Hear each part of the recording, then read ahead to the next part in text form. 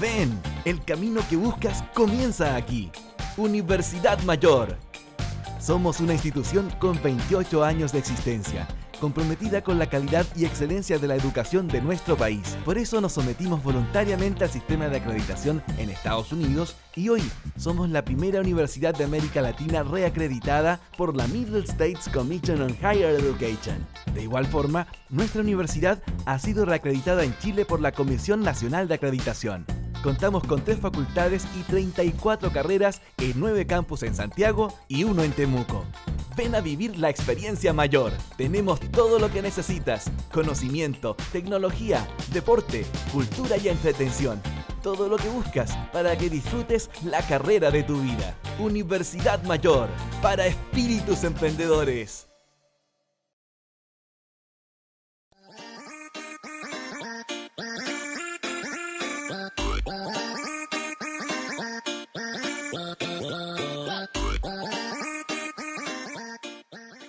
Hola chicos, buenas tardes. Siendo las 16:30, vamos a dar inicio a nuestra clase de biología del día de hoy, que corresponde a la número 16, y lo que vamos a revisar hoy día es el segundo ensayo oficial del DEMRE que se publicó el año pasado. Entonces vamos a empezar con la pregunta número 1, el módulo común. Recuerden, 18 preguntas. Vamos a revisar estas 18 preguntas, vamos a ver si hay algunas dudas. Luego revisamos las restantes del módulo electivo. En una célula muscular, ¿qué organelo presente en gran cantidad satisface su alto requerimiento energético? A. Complejo de Golgi. B. Mitocondria. C. Retículo endoplasmático liso. D. Retículo endoplasmático rugoso. O E. Lisosoma. ¿Cuál creen ustedes que va a ser la respuesta correcta?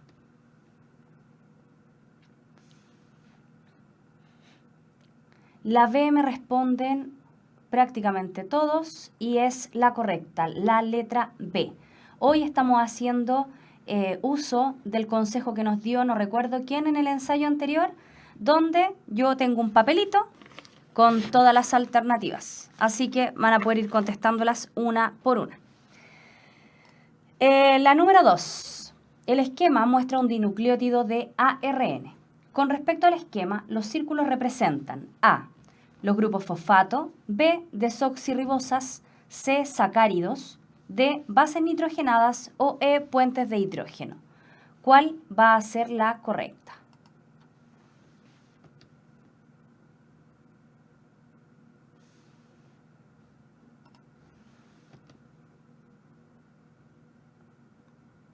Aquí ya tengo 2 respuestas. ¿Alguien más?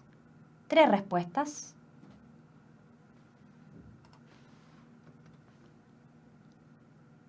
Perfecto, la respuesta correcta es A, grupos fosfato. Recordemos que, como pueden ver en el dibujito, si es un dinucleótido de ARN, nosotros podríamos asegurar que la pentosa que presenta es una ribosa, mientras que además podemos ver a la derecha del esquema las bases nitrogenadas. Y a la izquierda tenemos los 2 circulitos que representan finalmente los grupos fosfato que permiten el enlace fosfodiéster entre nucleótidos. Muy bien. La 3.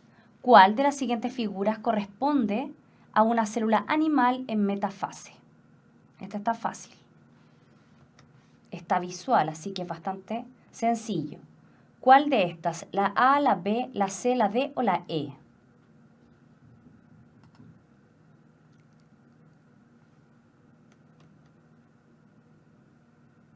Tengo una respuesta, 2. Perfecto, tal y como dicen Sofía, Morrocotudo, Kisi, Claire, la respuesta correcta es E, ¿verdad? Esa es la figura que se encuentra en metafase. ¿Por qué podemos saberlo? Me imagino que eso es lo que ustedes vieron, que los cromosomas se encuentran alineados en el ecuador de la célula. Vamos con la número 4. Si se desea extraer el ADN nuclear de una célula vegetal sin romper la célula, ¿cuál es el orden de estructuras desde el exterior al interior que se debe atravesar? A, membrana plasmática, pared celular y carioteca. B, pared celular, membrana plasmática y carioteca. C, carioteca, membrana plasmática y pared celular. D, membrana plasmática, carioteca y pared celular. E, pared celular, carioteca o membrana plasmática. ¿Cuál es la correcta?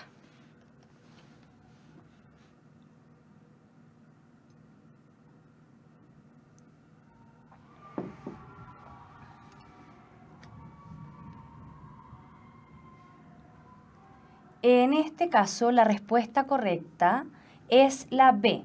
Desde afuera hacia adentro, desde el exterior al interior, una célula vegetal debe ser la pared celular, la membrana plasmática y luego la carioteca, para lograr llegar al núcleo y finalmente extraer el ADN.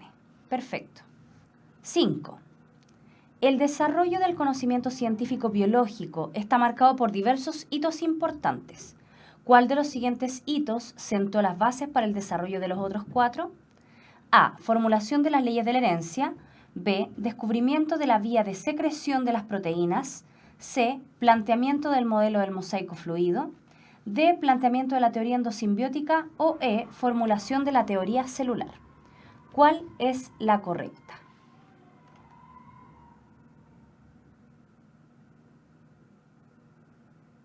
No, Karen, no llegó tarde. Hoy nos corresponde revisar el segundo ensayo oficial del DEMRE, así que vamos a hacer solo ejercicio, no es que haya llegado tarde. Perfecto. Sebastián, Sofía, Cami, Morrocotudo, la respuesta correcta es la E, formulación de la teoría celular. Si se fijan, esta pregunta es notoriamente una pregunta de habilidades del pensamiento científico. Les vuelvo a recordar que se incorporan desde el año pasado este tipo de preguntas. Son 5 en total en la prueba completa. Vamos con la número 6. El dibujo representa 2 cromosomas que se encuentran en la profase 1 de la meiosis. A partir de esta información es correcto deducir que A. Todos los gametos que se formen llevarán solo la combinación de alelos originales de cada cromosoma. B. Ambos cromosomas son homólogos. C. El alelo P se puede recombinar con el alelo R. D. Se formarán solo 2 tipos de gametos. O E. P es alelo de R y R es alelo de P. ¿Cuál es la correcta?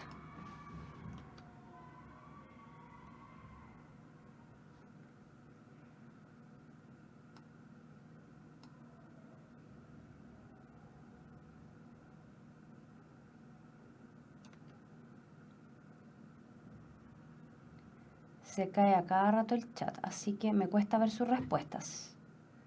Tengo 2, Sofía y Sebastián. Morrocotudo, Karen. La 6, entonces, corresponde a la letra B. Ambos cromosomas son homólogos. ¿Cómo podemos saber esto? Porque al tener 2 cromosomas, ambos tienen genes alelos.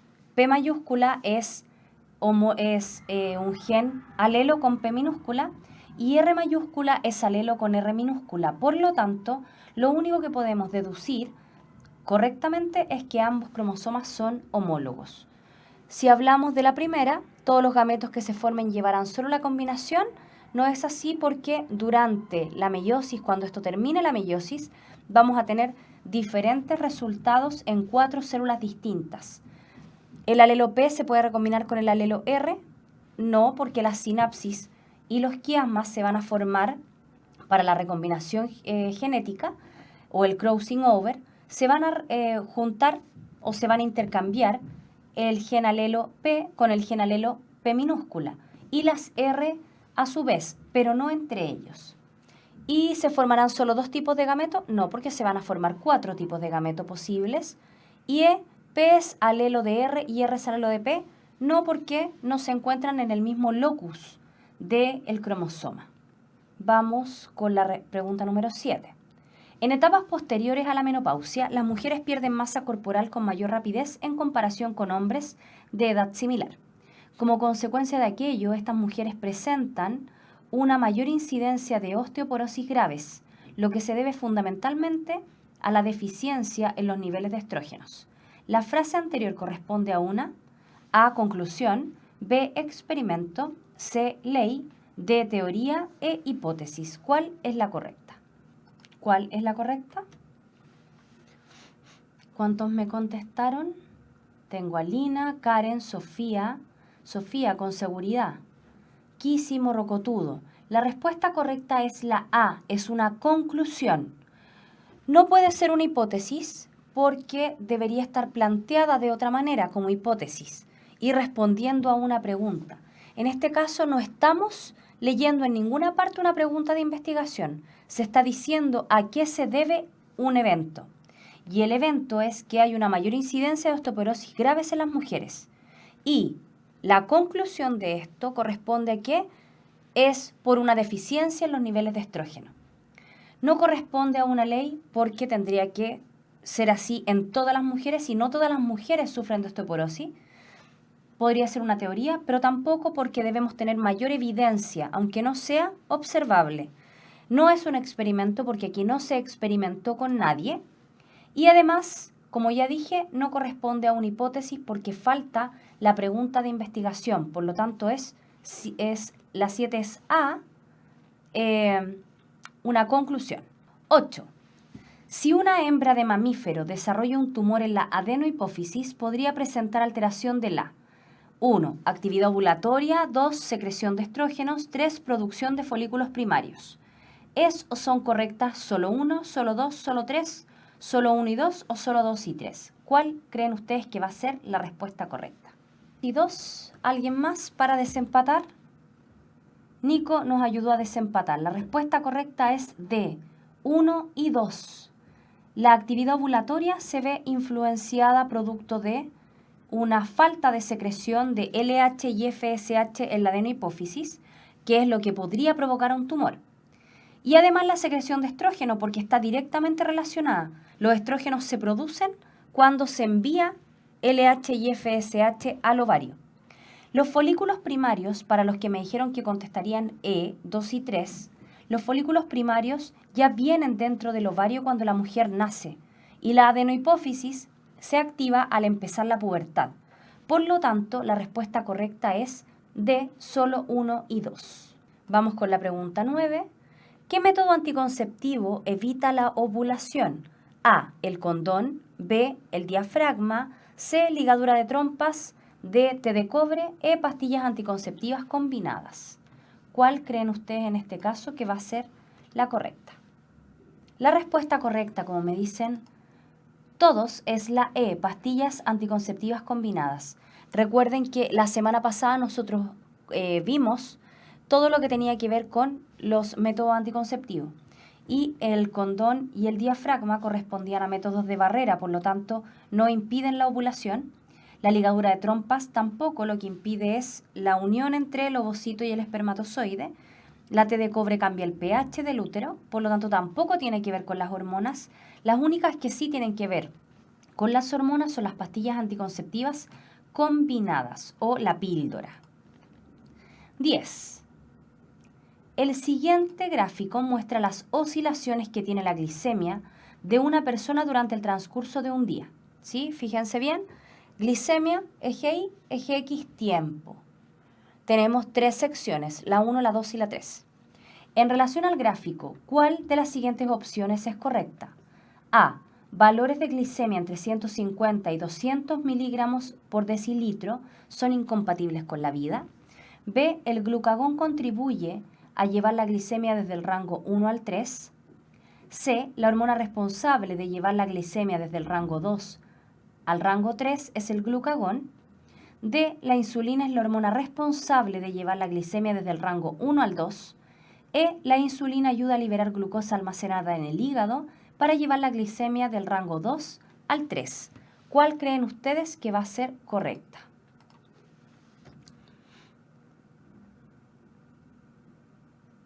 Cami me preguntaba, ¿a qué se refiere con combinada? Combinada a que tiene diferentes proporciones de progestágenos y de estrógenos, ¿sí? Que sería la progesterona y el estrógeno. Tiene diferente combinación, a eso se refiere. Tengo algunos que me respondieron D y otros que me respondieron E. ¿Alguien más?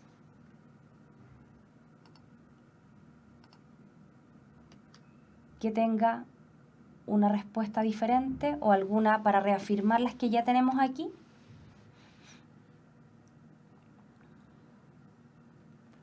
La respuesta correcta es la D. La insulina es la hormona responsable de llevar la glicemia desde el rango 1 al 2. Fíjense que en el gráfico tenemos 3 secciones. Desde la sección 1 a la 2 disminuye la glicemia y desde la 2 a la 3 también disminuye. La hormona hipoglicemiante, que disminuye la glicemia o la cantidad de glucosa en la sangre, es la insulina.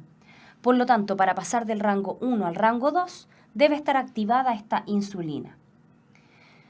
Me respondieron por ahí la A. Valores de glicemia entre 150 y 200 son incompatibles con la vida. Eso no lo podemos afirmar a partir del gráfico. En el gráfico solo vemos las oscilaciones.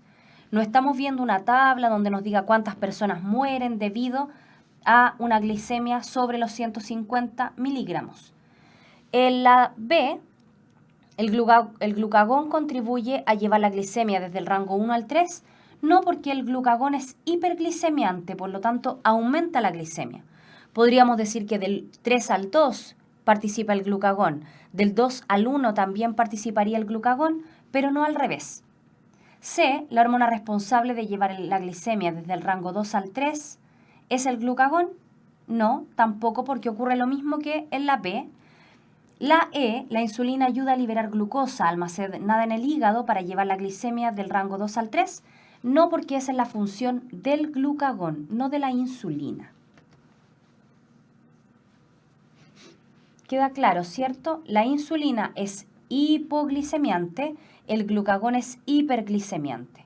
La insulina disminuye la glucosa en la sangre, el glucagón aumenta la glucosa en la sangre. Vamos con la 11. En genética mendeliana, la condición de dominante o recesivo para un alelo está dada por A, el tipo de cromosoma en que esté, B, la posición en que el alelo tenga en el cromosoma, C, el origen del alelo en relación al sexo de los progenitores, D, la representatividad del alelo en una determinada población, E, la expresión o no expresión del carácter en presencia del otro alelo. ¿Cuál creen ustedes que va a ser correcta?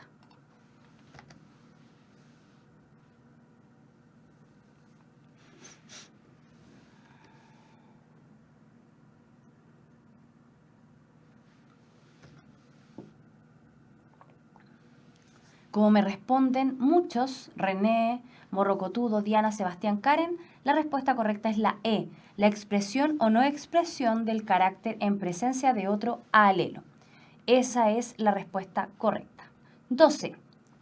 En los vacunos, la presencia o ausencia de cuernos depende de una pareja de alelos, H mayúscula y H minúscula. H mayúscula y H minúscula. Si se cruzan dos vacunos sin cuernos y nace un ternero con cuernos, ¿cuál es el genotipo de los padres? A, HH mayúscula y HH mayúscula. B, heterocigoto y homocigoto recesivo. C, dos homocigotos recesivos. D, dos heterocigotos. E, un homocigoto dominante y un homocigoto recesivo. ¿Cuál es la correcta? La respuesta correcta es la D, como dice Inger, Sofía, Diana, René. La respuesta correcta es D, porque, fíjense aquí, me dice el problema que se cruzan dos vacunos sin cuernos, por lo tanto los dos son iguales. Y para que los dos sean iguales y tengan un ternero que es diferente de ellos, necesariamente tenemos que tener esta configuración, lo que nos indica que la ausencia de cuernos es dominante sobre la presencia de cuernos. Como el padre tiene una H mayúscula y una minúscula y la madre también, ambos no tienen cuernos, pero al cruzarse tienen un cuarto de probabilidad de tener un ternero sin cuernos, o sea, homocigoto recesivo, o sea, un ternero con cuernos. 13. De acuerdo al principio de exclusión competitiva, Dos especies no pueden tener simultáneamente el mismo: A, hábitat; B, nicho; C, sustrato; D, ambiente; E, ecosistema. ¿Cuál es la correcta?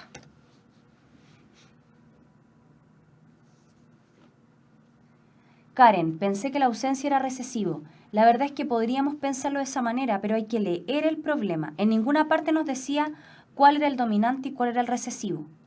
Pero en este caso, al tener los dos padres iguales y tener un hijo diferente, ya nos da el indicio de que ambos deben tener el gen recesivo, para que al juntarse el nuevo individuo, el ternero en este caso, sea diferente.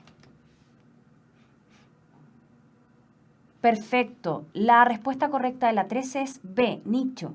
Recuerden que el nicho se tiende a confundir con el hábitat o con el ambiente, pero el nicho es el conjunto de requerimientos que tiene una especie. Por lo tanto, no solamente es el lugar donde habita, el lugar físico, sino que todos los recursos que le aporte este hábitat. Por ejemplo, el agua, el tipo de suelo, la luminosidad, la radiación solar, etc. Muchas otras cosas dependen o están incluidas dentro del concepto de nicho. Esto es lo que no pueden compartir dos especies para que se lleve a cabo al principio de exclusión competitiva, donde dos especies compiten tanto que ambas ven mermada su crecimiento, pero una de ellas termina por desaparecer. 14. El gráfico representa la fluctuación que experimenta una especie de ave frugívora en el número de individuos a través del tiempo. Al respecto, es correcto afirmar que la población A exhibe un crecimiento logístico, B presenta un tamaño poblacional óptimo, C exhibe un crecimiento exponencial, D alcanza la capacidad de carga en P, E presenta un decrecimiento exponencial. ¿Cuál creen ustedes que va a ser la correcta?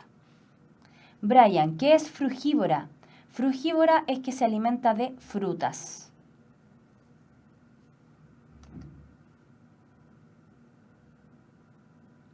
Perfecto, la respuesta correcta es E. Presenta un decrecimiento exponencial. ¿Sí? No podemos decir que alcanza la capacidad de carga, por ejemplo, que sería como el primer indicio, porque la capacidad de carga es una característica del ambiente y corresponde al máximo de individuos, no al mínimo de individuos. Por lo tanto, muy bien, la respuesta correcta es E.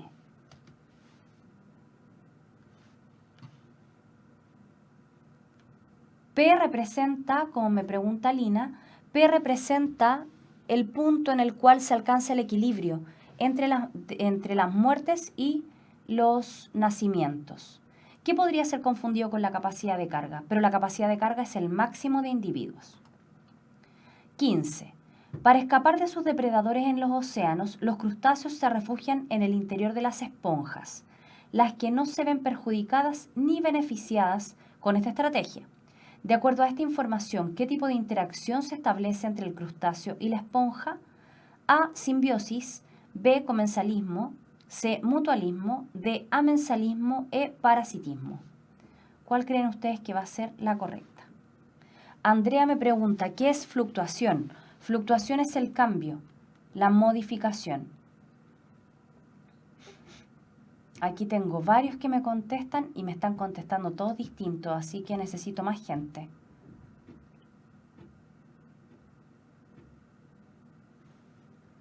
Lucas, estás en lo correcto. La respuesta correcta es B, comensalismo.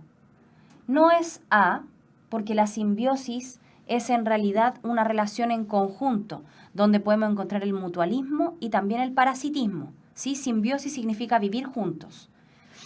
En el caso del amensalismo, que es el que tienen como más o menos confundido el concepto, en el amensalismo una de las especies se ve perjudicada, mientras a la otra no le pasa nada. Es indiferente. Por esa razón no es amensalismo, porque en este caso los crustáceos se ven beneficiados. Brian me pregunta por qué no es C. En el mutualismo ambas poblaciones deben verse beneficiadas y en este aspecto a las esponjas les da exactamente lo mismo si el crustáceo se esconde o no se esconde. Kisi me pregunta, ¿cuál es esta materia? Esta materia es sumamente importante que la estudien porque es todo un eje dentro de la PSU. Tenemos el eje de las estructuras de las células y todo eso, y tenemos además todo el contenido de organismo y ambiente, donde también está incluido evolución, genética, pero lo más importante es que esta parte la estudien, que es la parte de ecología. Y me pregunta René, ¿esta materia de qué curso es? Esta materia se debería ver transversalmente en todos los años. El problema es que siempre es la última unidad, por lo tanto, obviamente, a final de año, en los colegios tiende a no verse mucho. Hoy en día se ve en primero medio y en segundo medio bastante. Karen me pregunta si el comensalismo es un tipo de simbiosis. Sí, es un tipo de simbiosis, pero es el único en el cual una especie se ve beneficiada mientras la otra es indiferente. María Paz me pregunta si puedo dar un ejemplo de amensalismo. Siempre se da el mismo ejemplo, el del hongo Penicillium, donde este hongo libera o produce una secreción que no es un desecho ni nada, simplemente produce esta secreción que es una secreción con penicilina. Y la penicilina mata a las bacterias que se encuentran en su ecosistema o alrededor de este hongo. Las bacterias se ven perjudicadas porque mueren, pero el hongo no se ve ni beneficiado ni perjudicado. Sí, esto lo vamos a ver más adelante, cuando hablemos de las interacciones ecológicas. Vamos con la 16.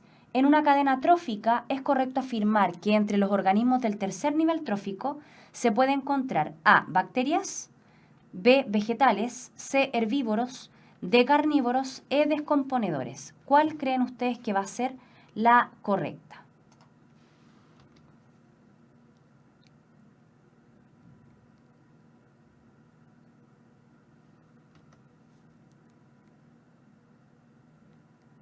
Tengo 2. ¿Alguien más? Perfecto, tengo un montón. Actualizo la página y aparecen muchos mensajes. La respuesta correcta es D, carnívoros. Estos se encuentran en el tercer nivel trófico. 17. En una comunidad del matorral de Chile Central que presenta una alta biodiversidad, habita una pequeña población de mamíferos que se alimenta de diferentes árboles pequeños y arbustos. Cuando esta especie está ausente, un tipo de árbol invade y monopoliza el paisaje del matorral. Al respecto, es probable que este herbívoro se comporte como una o un especie clave, especie invasora, especie cosmopolita, competidor dominante o depredador especialista. ¿Cuál es la correcta? La respuesta correcta es A, especie clave. Es una especie clave aquella que puede controlar la dinámica del ecosistema. Por lo tanto, en este caso, cuando el matorral se encuentra a sus anchas, quiere decir que no está este pequeño mamífero que se va a alimentar de esta especie de matorral. Este matorral va a crecer exponencialmente y eso lleva finalmente a la destrucción del ecosistema. Por lo tanto, debe ser A, especie clave.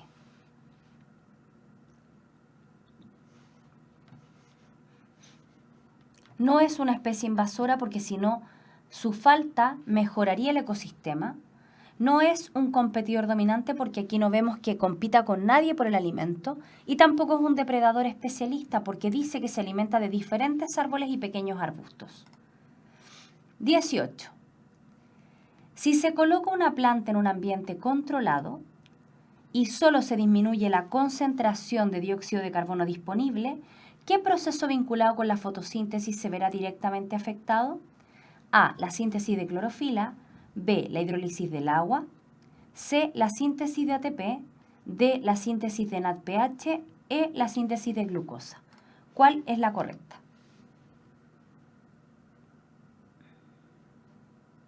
Sí, Elizabeth, se cae el chat. Yo tengo que estar actualizándolo constantemente. A lo mejor hay mucha gente ocupando la red.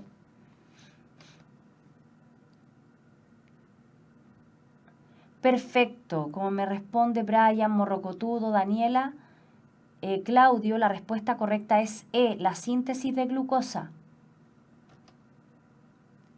Cuando el dióxido de carbono no se encuentra disponible, lo que no se va a poder hacer al no fijar carbono es sintetizar finalmente la glucosa. Fíjense que no puede ser D porque es síntesis de NADPH y el NADPH se sintetiza en la fase clara de la fotosíntesis. También la hidrólisis del agua ocurre en la fase clara de la fotosíntesis. La síntesis de ATP ocurre también en la fase clara, en la cadena transportadora de electrones principalmente, y la síntesis de clorofila es un proceso aparte, accesorio a la fotosíntesis. Por lo tanto, la respuesta correcta era la E. Módulo electivo. La 19. El mecanismo involucrado en la síntesis del ARN mensajero a partir del ADN se denomina A, transformación, B, translocación, C, transcripción, D, transducción, E, traducción. ¿Cuál creen ustedes que es la correcta? Claudio y Diana me responden. ¿Alguien más? Sebastián, Morrocotudo, Daniela. Perfecto, la respuesta correcta es la C. El mecanismo en el que se sintetiza ARN mensajero es la transcripción, parte del dogma de la biología molecular, ¿verdad?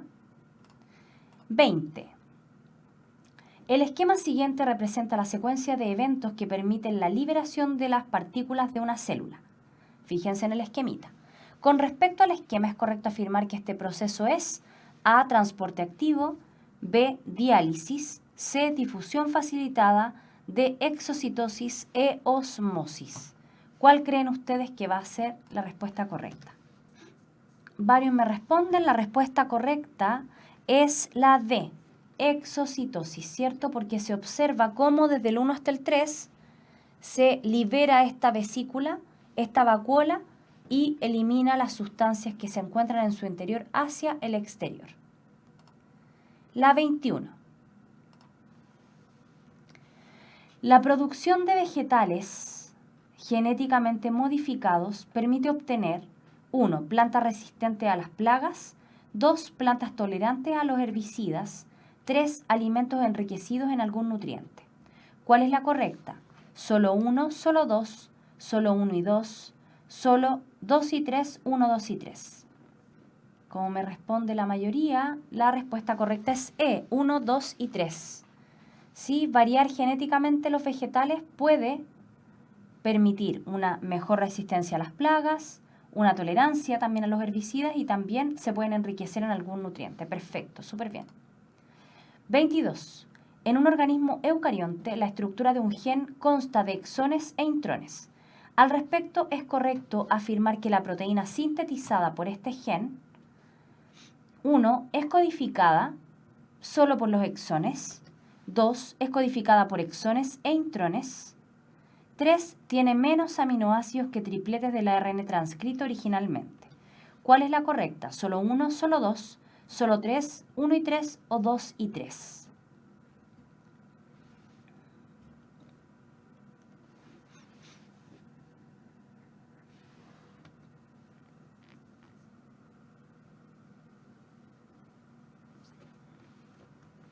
¿Cuál creen ustedes que va a ser la correcta?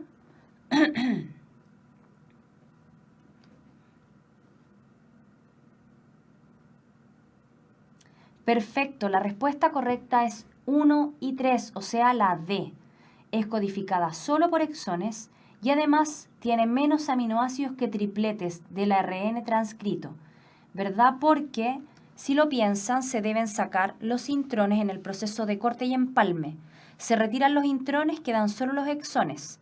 Y los exones, por supuesto, son aquellos que van a codificar para los aminoácidos.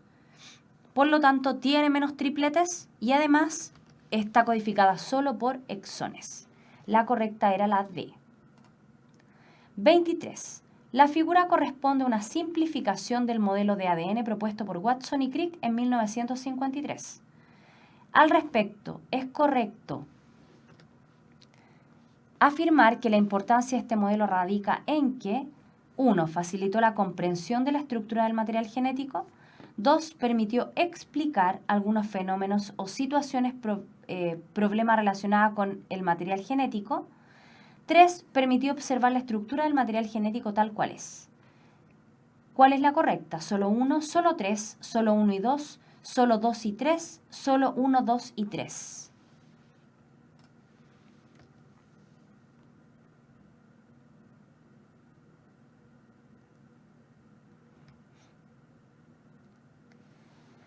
Y para que vea Claudio, este ensayo es el oficial del DEMRE, así que eso quiere decir que le va a ir regio.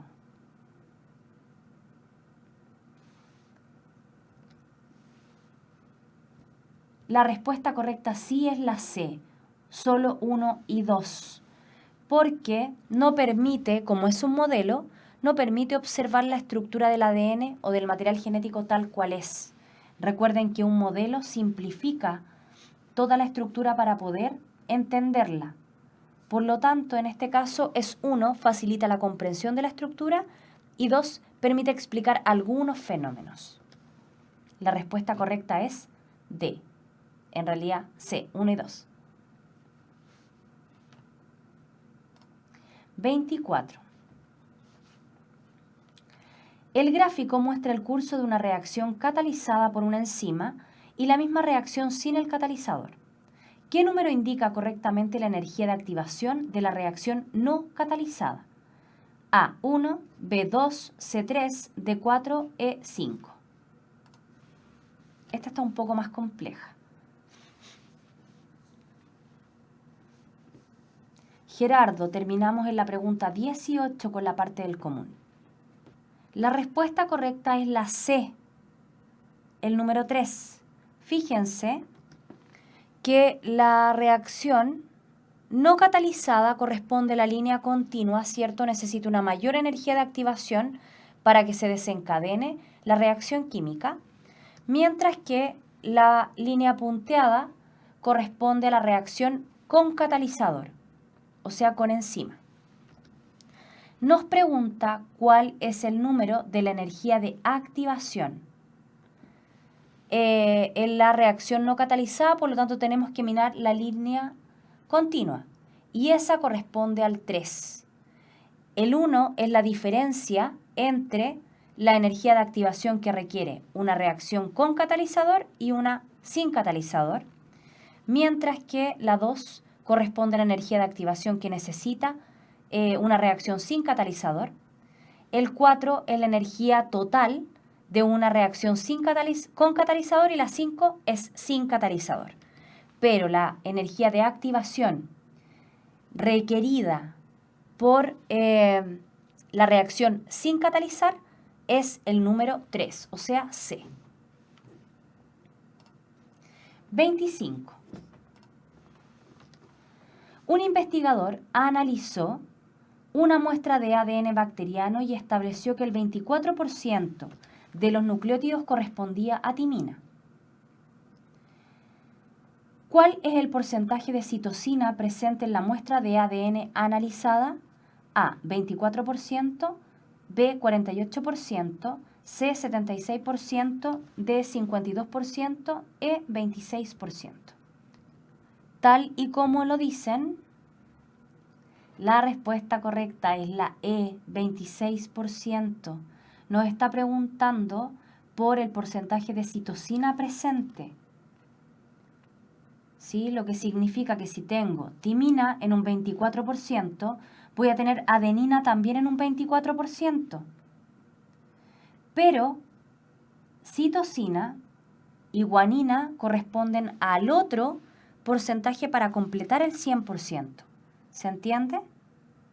Por lo tanto, tal y como dice Javiera, debe ser 26%, o sea, la respuesta E.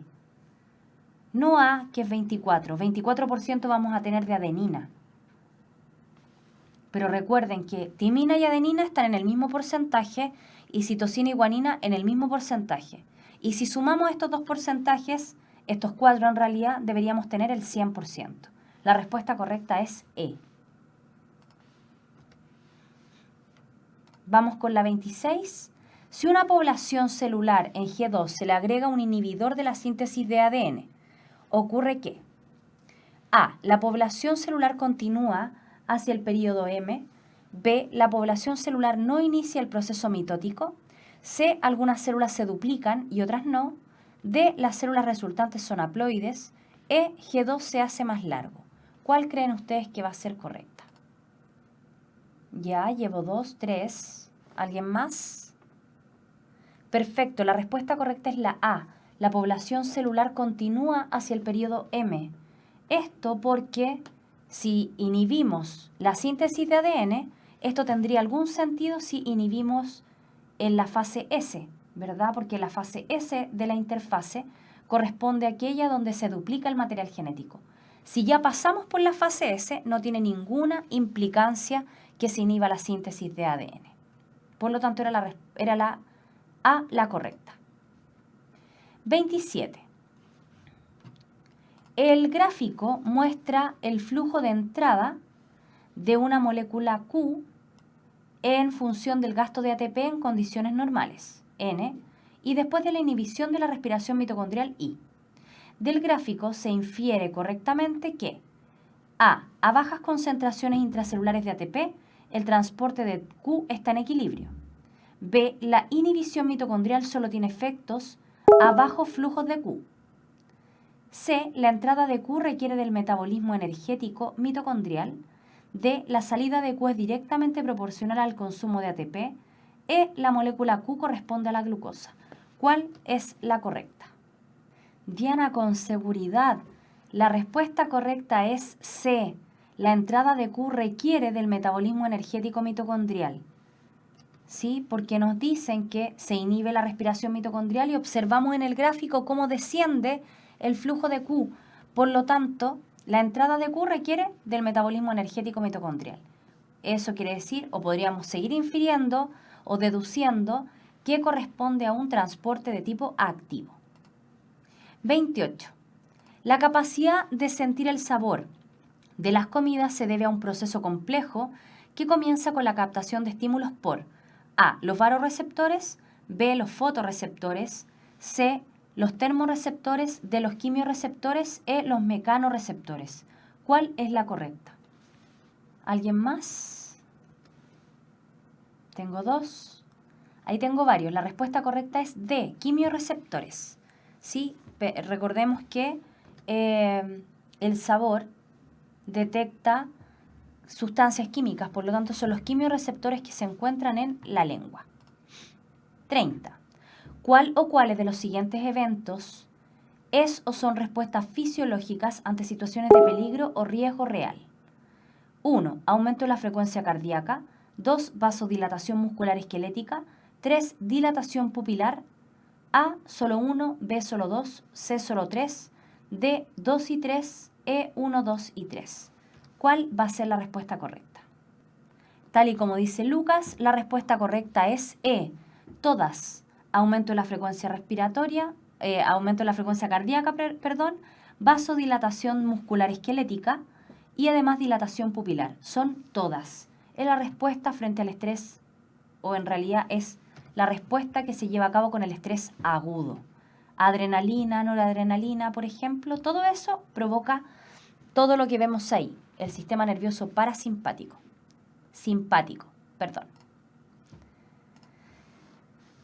La 31. Después de una comida rica en hidratos de carbono, el organismo reacciona aumentando la secreción de la hormona A, glucagón, B, oxitocina, C, insulina, D, adrenalina, E, vasopresina. ¿Cuál es la correcta? Stephanie, en la anterior, la 30, era E. Las 3.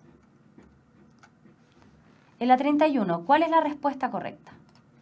Acabamos de explicar hace poquito rato lo que pasaba con el glucagón y la insulina. La respuesta correcta en esta pregunta es C, insulina. Después de comer, aumenta la glucosa en la sangre, por lo tanto, la insulina la disminuye. Era la C. 32. Una vacuna puede ser A, una suspensión de agentes patógenos, atenuados o muertos. B, una suspensión de anticuerpos exógenos, C, una suspensión de anticuerpos endógenos, D, cualquier medicamento inyectable, E, una suspensión de proteínas que destruyen agentes patógenos. ¿Cuál es la correcta? Tal y como me dice Felipe y Karen, la respuesta correcta es A, una suspensión de agentes patógenos atenuados o muertos. Eso es una vacuna. 33.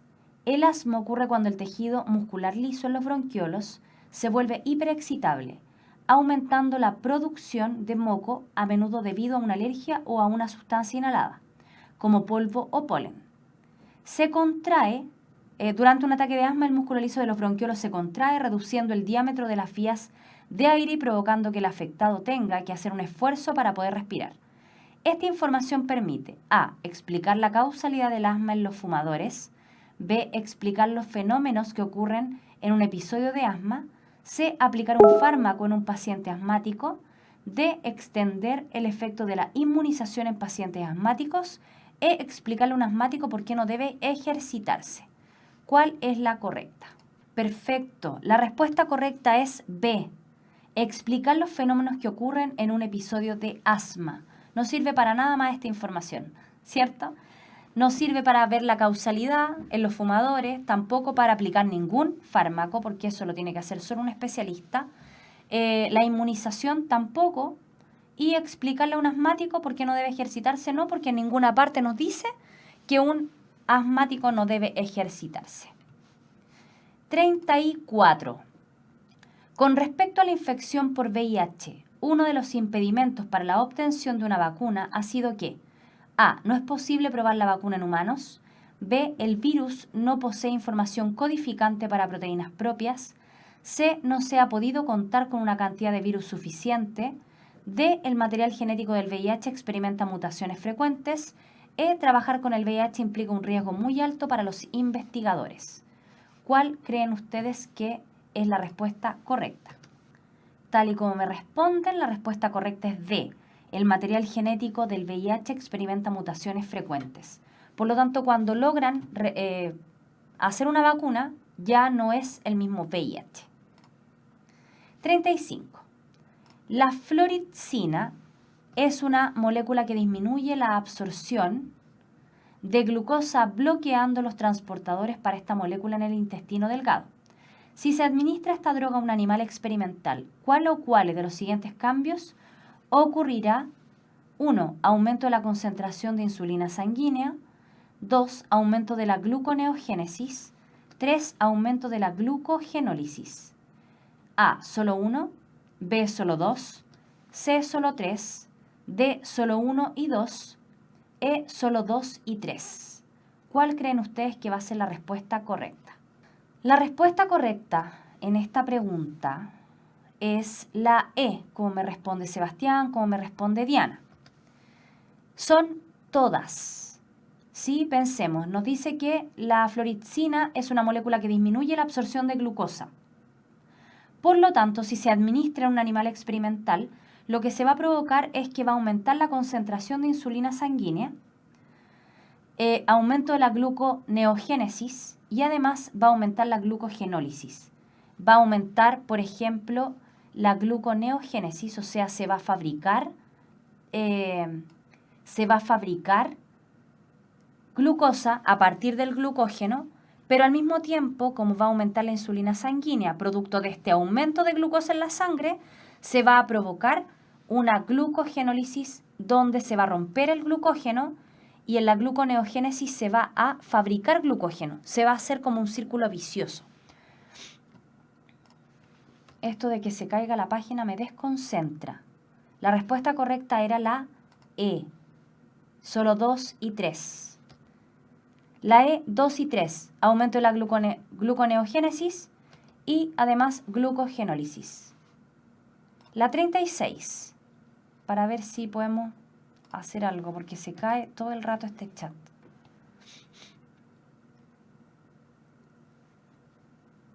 Karen me preguntaba, ¿por qué no la 1? Aumento de la concentración de insulina sanguínea. Lo que va a aumentar es el glucagón, no la insulina. Porque La fluoxetina lo que va a evitar es que se absorba la glucosa, por lo tanto, va a disminuir la glicemia de ese animal experimental. Al disminuir la glicemia en el animal experimental, se tiene que producir una mayor cantidad de glucógeno. Y ese glucógeno va a llevar a cabo la gluconeogénesis, se fabrica glucosa a partir de otras sustancias como lípidos y proteínas, y además aumenta la glucogenólisis, que es el rompimiento de la molécula de glucógeno. No hay aumento de la concentración de insulina porque no hay glucosa disponible en la sangre, por lo tanto, se va a ver activado el glucagón y no la insulina. Esa es la respuesta correcta, la E. En la 36, y de hecho ustedes vieron mi cara de confusión porque estaba tratando de darle una explicación de algo que no era. El gráfico muestra la velocidad con la cual se forma un complejo antígeno-anticuerpo en función del pH. Del gráfico se concluye correctamente que A. El número de sitios de unión que presenta el anticuerpo aumenta a pH óptimo. B. La velocidad de formación de antígeno-anticuerpo depende del pH. C. La afinidad entre anticuerpo y antígeno es constante. D. A pH óptimo, el anticuerpo aglutina al antígeno. E. La formación de antígeno-anticuerpo es reversible. La respuesta correcta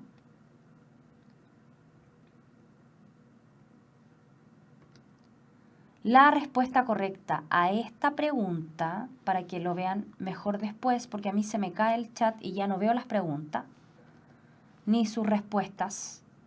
La respuesta correcta es la B. La velocidad de formación de antígeno-anticuerpo depende del pH. Eso es lo único que podemos concluir respecto de el gráfico, tal y como dice Javier y Lucas, que justo me aparecieron los mensajes. La respuesta correcta entonces es la B. No podemos concluir nada más respecto de este gráfico. 37. La selección direccional es aquella que A. Favorece a los individuos en ambos extremos de la distribución fenotípica. B. Selecciona a los individuos de fenotipo intermedio. C. Desplaza la distribución hacia uno de los extremos del carácter. D. Perjudica a aquellos individuos con menor tasa de sobrevivencia. E. Selecciona a individuos con menor tasa de reproducción. ¿Cuál creen ustedes que va a ser la correcta? Tal y como dice Javiera, la correcta es la C. Desplaza la distribución hacia uno de los extremos del carácter. Por eso se denomina direccional. 38. Los piqueros son aves que se reproducen en los acantilados. Las últimas crías en nacer empiezan a tratar de volar en otoño, cuando la temperatura ambiental ha disminuido. Muchas veces caen al agua muriendo de frío. De esta manera, solo algunas crías sobreviven. Lo planteado anteriormente corresponde a una observación, una hipótesis, una delimitación del problema, una conclusión o una pregunta científica. ¿Cuál creen ustedes que es la correcta? Voy a darles unos segundos, porque igual se me cae el chat. La respuesta correcta aquí es una observación. A. ¿Sí? La respuesta correcta, tal como dice Javiera y Susana, es A. Una observación. No puede ser D, porque no es una conclusión, sino nos está diciendo que así es, que responde a algo. Solo nos está diciendo algo que es cierto, que ocurre, es un hecho. 39. En relación al registro fósil, ¿cuál de las siguientes aseveraciones es o son correctas? 1. En general las secuencias del registro fósil son incompletas. 2. Solo el tejido óseo puede ser fosilizado. 3. En un perfil estratigráfico, las capas superiores son más recientes que las inferiores. ¿Cuál es la correcta? ¿Solo 1, solo 2, solo 3, 1 y 3, 1, 2 y 3? En realidad, ¿cuáles son incorrectas?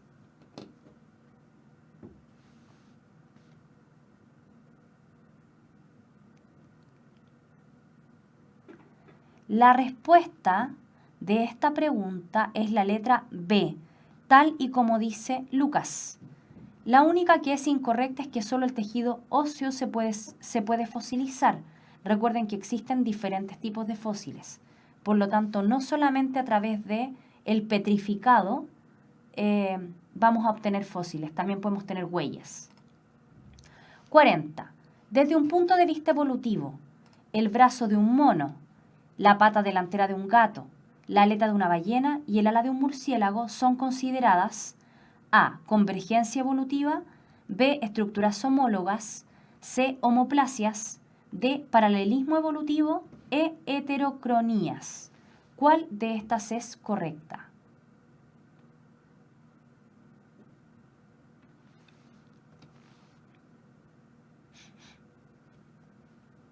Javier, queda a la mitad del año todavía, no se preocupe. La respuesta correcta, tal como dice Lucas y Susana, es la B, estructuras homólogas. Sebastián, Ignacio, Inger también. La respuesta correcta es estructuras homólogas. 41. En un experimento similar a los realizados por Mendel, se cruzaron plantas de una variedad alta con variedad enana. Los resultados obtenidos en F1 y F2 se muestran en la tabla. Del análisis de los resultados es correcto inferir que 1. Todas las plantas altas tienen igual genotipo. 2. Todos los individuos de F1 son heterocigotos. 3. El fenotipo plantas enanas corresponden a un carácter recesivo.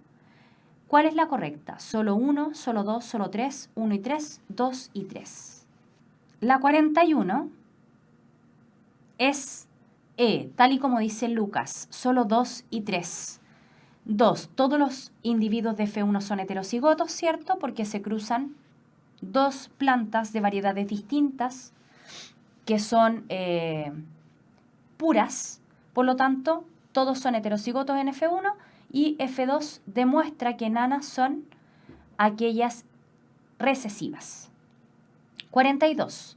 En el contexto del cambio climático global, ¿cuál de las siguientes opciones se asocia directamente como la causa del efecto invernadero? A. Exceso de dióxido de carbono en la atmósfera. B. Aumento de vapor de agua por el incremento del calor. C. Disminución de la superficie de bosque en el trópico. D. Incremento de la temperatura ambiente promedio de la Tierra. E. Aumento de las plantas verdes en las zonas de clima mediterráneo. La respuesta correcta a esta pregunta es la letra A. Exceso de dióxido de carbono en la atmósfera. Recuerden que habitualmente se considera que el cambio climático responde principalmente a los gases de efecto invernadero, al exceso de dióxido de carbono en la atmósfera. 43. El DDT, el cromo, el plomo y el mercurio, y también el arsénico, se bioacumulan. ¿Debido a que? A. Se encuentran en proporciones muy altas en la naturaleza y son absorbidos fácilmente por los organismos vivos. B. Se asimilan en cada nivel trófico de forma independiente. D. Desaparecen los organismos que las degradan. E. No se degradan en los tejidos de los organismos. La respuesta correcta a esta pregunta, unos segundos para que la piensen, quedan 2. Es la letra E. No se degradan en los tejidos de los organismos. Por esa razón, van aumentando a través de la cadena alimentaria. 43E. 44. El siguiente diagrama muestra el ciclo del carbono. ¿Qué proceso representan las flechas 1 y 2? A. Respiración. B. Combustión. C. Descomposición. D. Respiración y fotosíntesis respectivamente. E. Transpiración y evaporación respectivamente. ¿Cuál es la correcta? No se confundan con que salen de la planta y del animal al mismo tiempo. La respuesta correcta, como dice Daniela, es A. Respiración, porque ambos aportan con dióxido de carbono a la atmósfera. 45. Y última. Calveritius tuberosus es un insecto especialista que vive bajo la corteza de la araucaria en su estado larvario. ¿Cuál de los siguientes factores tiene un efecto inmediato sobre la disminución de la población de este insecto? A. Incendios forestales. B. Acidificación del suelo. C. Aumento de las áreas urbanas. de erosión del suelo e introducción de especies vegetales. ¿Cuál es la correcta en este caso?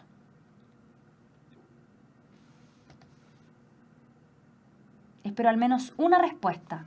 Perfecto, Sebastián. La respuesta correcta es incendios forestales, porque habita bajo la corteza de la araucaria. Por lo tanto, no tiene que ver con el suelo, no tiene que ver con las áreas urbanas, no tiene que ver con las especies vegetales introducidas, tiene que ver exclusivamente con la quema de estos árboles. Así que, terminando, se nos cayó el chat todo el rato, así que la próxima semana esperemos que esté mejor. Vamos a ver genética, leyes de Gregorio Mendel. Así que espero que revisen nuevamente esta clase. Yo sé que estaban así como saltones por el partido, pero ha sido una clase rapidita. Nos vemos la próxima semana. Que estén muy bien. Chao, chao.